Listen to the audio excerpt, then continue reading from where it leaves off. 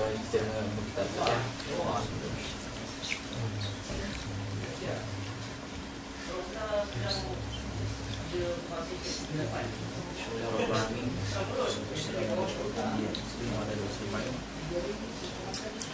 bersyukur Allah SWT kerana memberikan kesempatan tinggi kita untuk berkumpul bersama dengan pada guru kita dulu. Dan saya ni Saudara Razi setelah 2 tahun sebenarnya 2 tahun perpisahan. Alhamdulillah Allah bertemu kita lagi untuk kita kembali mengambil mutara ilmu daripada beliau, insya-Allah. Jadi tanpa banyak kalam, saya serahkan kepada salah satu untuk berikan amanat kepada pesanan dari kami, insya-Allah. Segala amalan jama alam tunai mereka adalah mungkin insyaallah sampai ke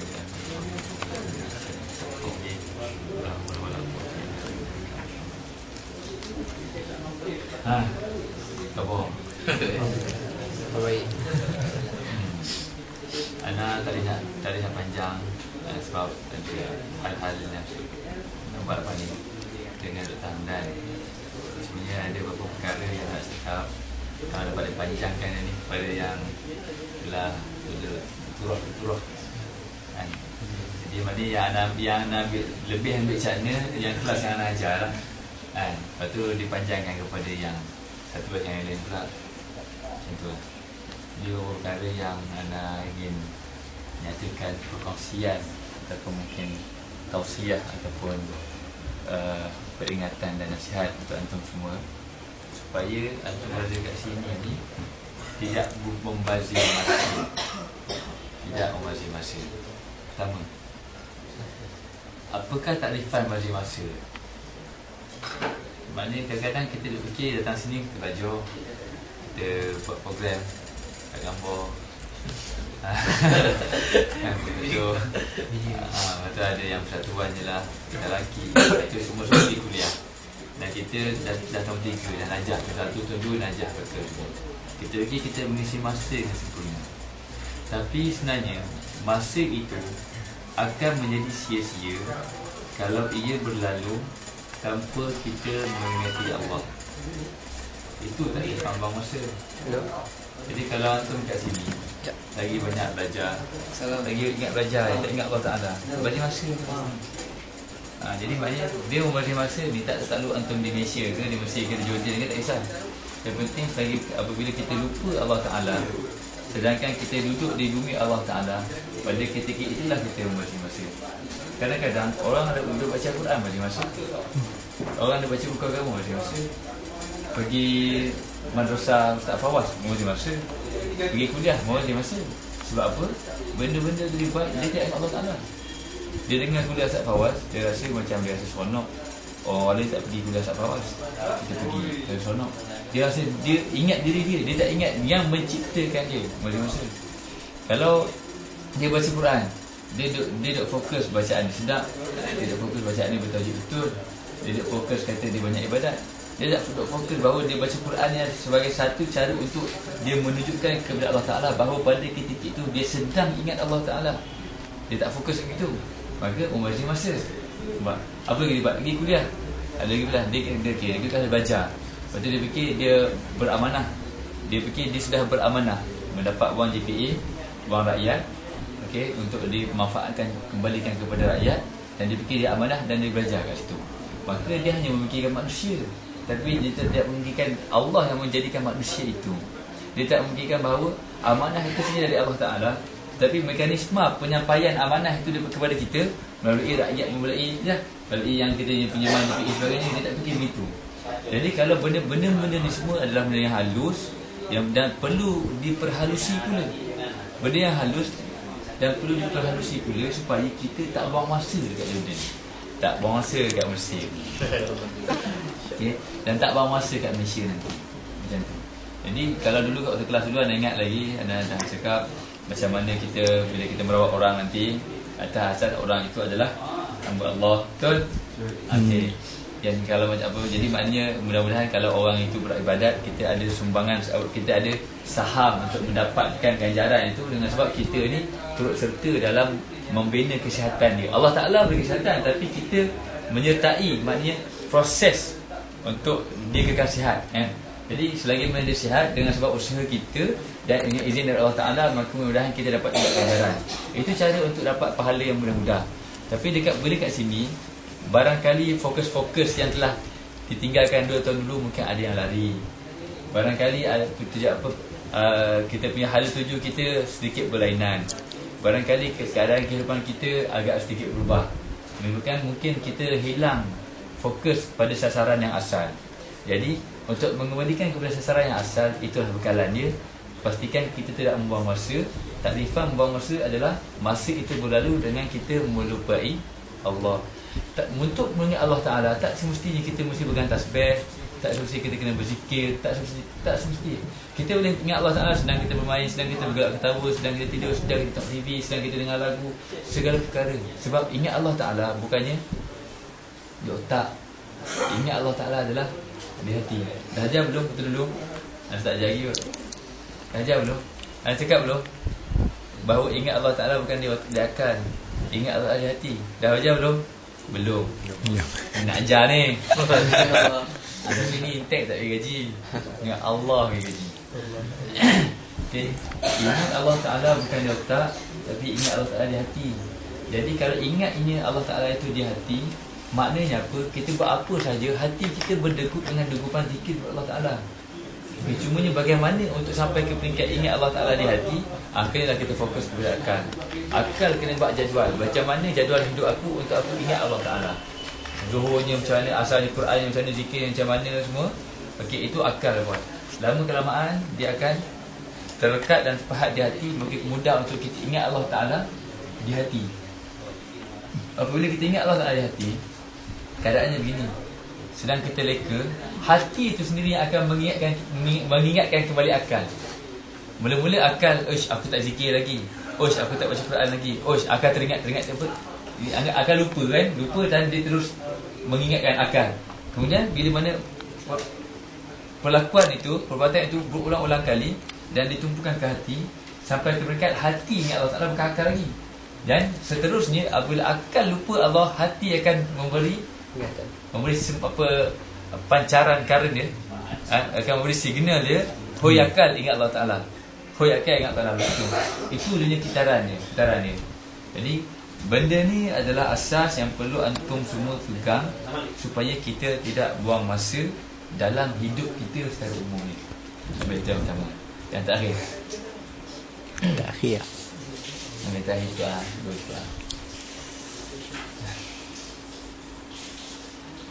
Anda dah terangkan belum pasal konsep kitaran kehambaan? Dah terang belum? Belum. Kira ulang, kita ulang balik. Hidup kita ni bermula dengan akidah ke ataupun bermula dengan ibadah? Akidah. Okey, kalau hidup kita bermula dengan akidah, ibadah tu apa fungsinya? Memperkuatkan akidah. Maintain. Meneguhkan apa? Menzahirkan akidah, maintain akidah. Sama. Hazir. Menguatkan akidah. Kuatkan.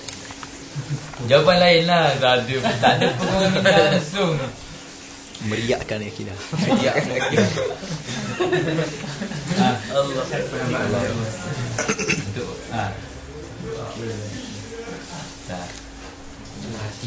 Kita bermula dengan akidah. Okey, akidah tu di mana? Di sini ataupun di sini? Hati tu di sini. Akidah tu di sini.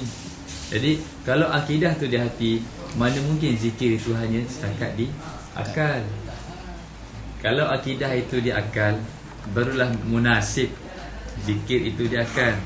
Tapi kita semua mengakui bahawa akidah itu di hati, maka zikir itu mesti sampai ke hati. Ibadat itu mesti ditumpukan kepada hati. Okey, sebab apa akidah itu di hati? Maka apakah pula fungsi ibadah? Ibadah tu fungsinya untuk membuktikan kita ada akidah. Bukannya untuk memakan akidah, maintain akidah, bukan. Ibadah tu untuk membuktikan kepada Allah bahawa kita ini ada akidah. Nampak? Jadi kalau kita nak kata aku ada air 5 liter, untuk membuktikan aku ada air 5 liter, aku mesti ada gelas yang ada 5 liter juga isi padu dia. Nampak?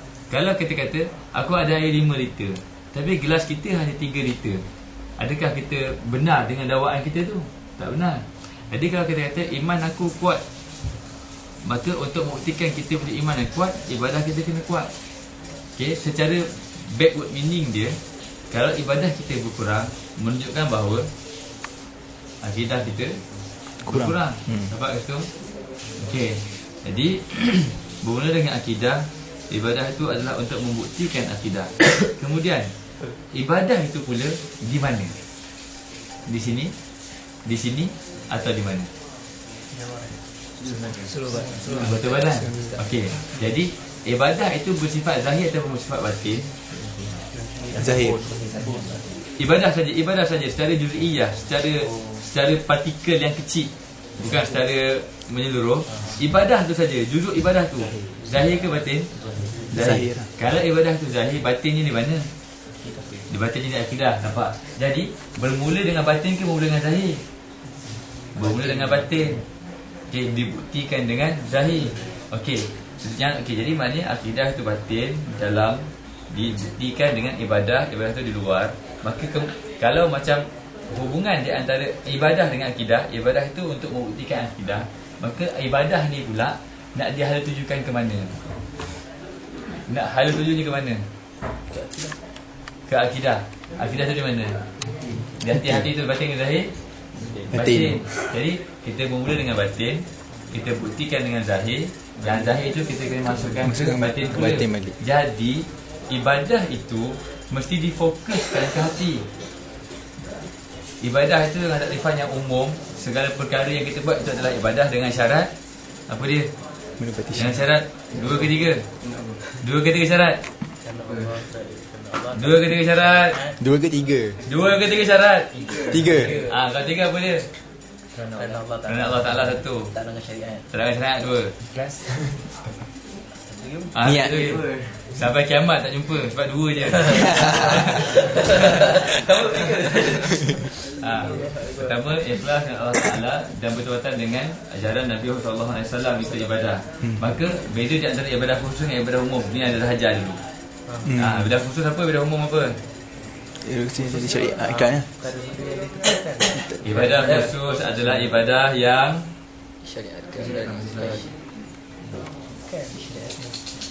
yang ada dalil. Ada dalil. Tak. ibadah khusus. Ada penetapan lah, penetapan ni, maksudnya solat, maksudnya penetapan puasa. Okay. Dengan takrifan yang lebih akademik, ibadah khusyuk adalah ibadah yang ada rukun dan syarat-syaratnya. Yang ada syarat-syarat dan syarat-syaratnya. Untuk kalau tidak memenuhi rukun dan syarat-syaratnya itu, maka tidak sah ibadah tersebut. Ibadah khusus. Ibadah umum adalah yang menepati 2 prinsip ibadah, iaitu lillahi ta'ala dan bertepatan dengan syariat, dan tidak ada syarat-syarat yang tertentu serta rukun-rukun yang tertentu pula. Nampak? Okey. Jadi segala ibadah kita ini dia bersifat zahir. Zahir ini dia kalau okay, batin kita kat mana? Batin kita kat sini. Setiap orang ada batin dia. Okey. Maka setiap orang ada zahir dia. Tetapi batin setiap orang tu di mana? Di diri dia. Kalau kita kata ibadah tu di luaran zahir, maka kalau kita biarkan ibadah tu terawang-awang, tak masuk ke batin, tak sempurna kitaran tu. Nampak Jadi ibadah itu kita kena fokuskan masuk ke dalam hati. Jadi ibadah tersebut yang menjadi pembukti yang digunakan untuk membuktikan akidah, okey, haruslah ditujah kepada hati supaya akan menjana ketakwaan. Bila ketakwaan terjana, itu memberi indikator ataupun kayu ukur bahawa akidah kita bertambah. Dengan bertambahnya akidah, kita kena lebih banyak beribadat untuk membuktikan bertambahnya akidah. Dan ibadah itu pula mestilah difokuskan mula kepada hati untuk membuatkan ketakwaan kita bertambah pula. Dan begitulah seterusnya, sehinggalah kita benar-benar merasai hakikat kehambaan kepada Allah Subhanahu Wa Taala. Nampak itu? Okay. Jadi itulah hubungan di antara proses iman, Islam dan ihsan. Iman akidah, Islam syariat ibadah. Okey, ihsan itu apabila ibadah itu difokuskan ke hati. Okey, menjana ihsan, maka itu adalah proses untuk membentuk akhlak. Okey, di mana-mana yang tuan pergi pun, di mana-mana majlis ilmu yang tuan buat, yang tuan hadiri pun, okey, semuanya adalah begini sifat dia. Itulah kitaran keimanan, kehambaan kita kepada Allah Ta'ala. Jadi apa pun tak kisah, nak tengok gambar pun tak kisah. Aku tengok gambar, ini adalah ibadat luaran aku. Macam mana aku nak jadikan yang awal ibadah itu, ibadah umum itu, untuk memberi kesan kepada hati aku, supaya aku dapat jadikan ia sebagai satu sebab ataupun sebagai satu cara untuk menambahkan keimanan aku kepada Allah Ta'ala. Nampak? Jadi begitu kena ada. Jadi kesimpulannya, setiap perkara yang kita buat, kita kena tanya kepada hati kita, apakah kesan daripada perkara ini kepada hati kita, ataupun bagaimanakah perkara yang kita buat ini dapat menambahkan iman kepada hati kita. Jadi kaedah yang paling simple adalah tajuk pertama kita tadi. Buang masa itu adalah apabila masa itu berlalu tanpa kita ingat Allah Ta'ala. Jadi macam mana kita nak buat bagi kita ingat Allah Ta'ala? Kalau kita fikir nak ingat Allah Ta'ala, ia kembali kepada persoalan akidah ke, ibadah ke, akhlak? Kita semua. Dia kembali kepada akidah dulu. Sebab kalau kita bincang macam mana nak ingat Allah Ta'ala, kita akan masih cek hati. Sebab Allah Ta'ala bukannya di sini, bukan di otak. Allah Ta'ala di hati. Meyakin bahawa Allah Ta'ala itu wajibul wujud, yang wajib wujud, itu bukan di otak, tapi di hati. Cara sampai ke hati melalui otak. Maka kalau kita fikir macam mana untuk ingat Allah Ta'ala, kita mesti fikir hati. Nampak? Jadi itulah kaedahnya. Bagaimana untuk tidak membazir masa, dan bagaimana keberadaan kita, ataupun apakah makna dan artinya kita ini sebagai seorang yang menganut agama Islam. Begitulah pencapaian pun. Jadi kalau bangun tidur, okey, bermula dengan akidah. Alhamdulillahilladzi ahyana ba'da ma amatana. Okey, akidah. Kemudian kita beribadat. Ibadat tu pula, kalau kita bermula dengan akidah dalam, kalau kita mula dengan akidah, benda yang batin ditampilkan dengan zahir, yang zahir yang kita tampilkan di luar tu mudah pula untuk kita fokuskan pula ke hati.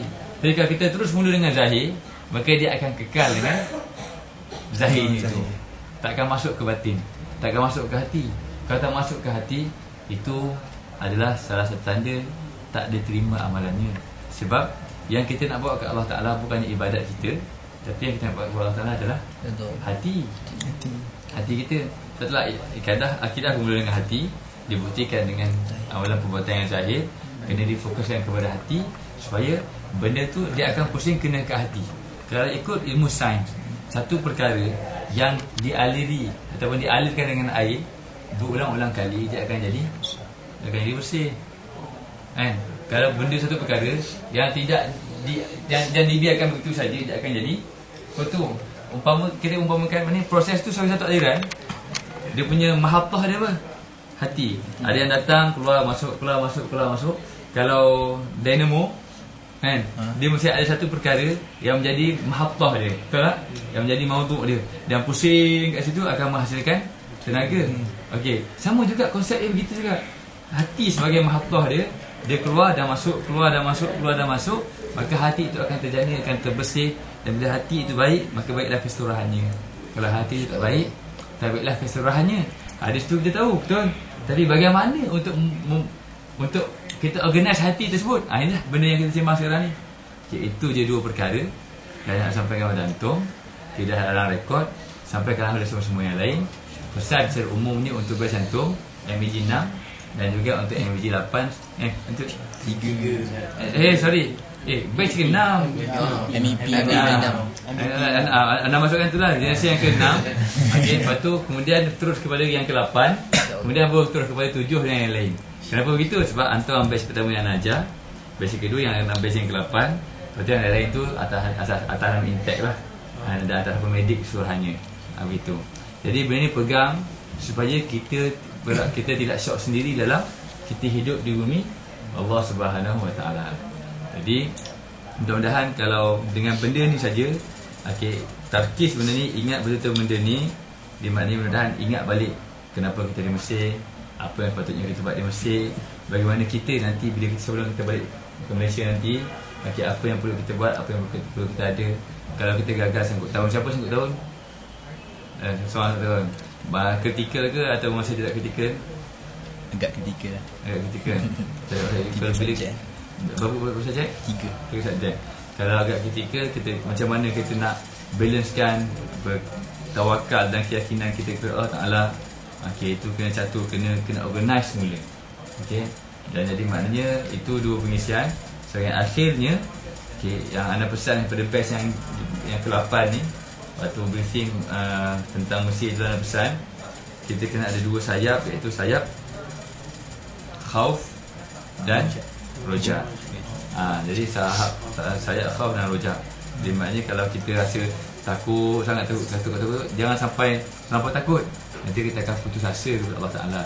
Kalau kita rasa harap sangat, yang terlampau harap sangat, kita rasa syok sendiri pula. Jadi kita kena balance di antara khauf dan roja. Kalau kita seimbang, itulah kaedah untuk kita berada dalam siratal mustaqim. Nasi itu saja pertemuan kita pada malam ni. Tak tahu bila-bila kita jumpa lagi. Mungkin jumpa lepas ni antara seorang doktor yang dah doktor kan. Bukan student lagi kan. InsyaAllah. Okay, jadi maknanya selamat berjaya dalam kehidupan, dunia dan akhirat. Ingatlah, kejayaan itu bukan diukur kepada duniawi. Kejayaan itu diukur kepada bagaimana untuk kita mengaturkan hati untuk menuju ke arah kehambaan kepada ilahi. Itulah kaya ukur sebenar sama ada kita berjaya ataupun tidak di muka bumi Allah Ta'ala ni. Aku qouli hadza, astaghfirullahalazim li wa lakum. Assalamualaikum warahmatullahi taala wabarakatuh. Silakan. Sama dia. Ada tu dah lah kan. Dia mana? Masuk ke dalam ni. 2 jam semua sini tak? Wah, tak prihatin lah. Kaki ni lah. Ya ke? Jauh-jauh dekat England. Ya ke? Kat England. UK kan? Kristen. So Jana semua kat Malaysia. Anak-anak semua kat Malaysia. Suruh. Kita belajar sini kan? Ya? Kita belajar sini. Siapa? Kita belajar sini kan? Nak cuba menghabiskan. Kaya tu lagi Jordan. Allah Saya tahu ni insya-Allah. Mana ni Jordan? Allah insya-Allah. Kalau datang, nombor. Nama kat Jordan? 9 campur. Jap. Surah. Campur dua kan? Campur 9. Campur 9.